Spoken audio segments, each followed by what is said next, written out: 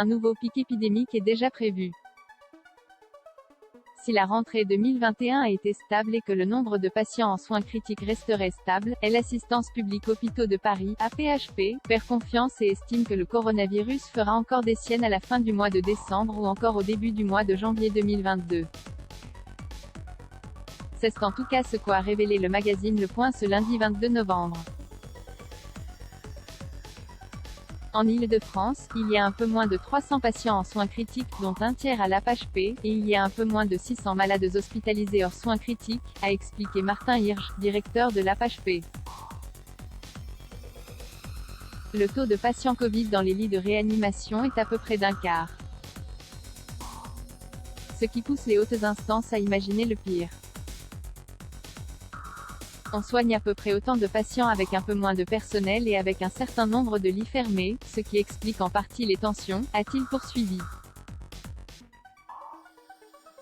Tout le monde serre les fesses. Ça ne peut pas tenir des mois et des mois bien évidemment.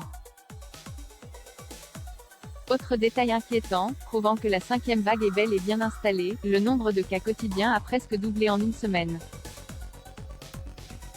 En ce lundi 22 novembre, 7 420 237 cas ont été confirmés, 733 personnes ont été admises en soins critiques dont 512 auraient été envoyées en réanimation sur les 7 derniers jours d'après les données de Santé publique France.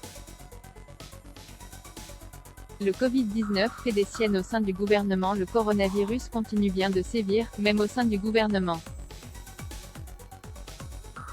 Déclaré cas contact, Jean Castex a finalement été diagnostiqué positif ce lundi 22 novembre. Après avoir frôlé la contamination à plusieurs reprises, le chef du gouvernement aurait finalement été touché par la maladie virale après que l'une de ses filles en ait fait l'après-expérience. Il rejoint ainsi ces autres personnalités politiques qui n'ont pas pu échapper au Covid-19, dont Emmanuel Macron a même fait partie au mois de décembre 2020.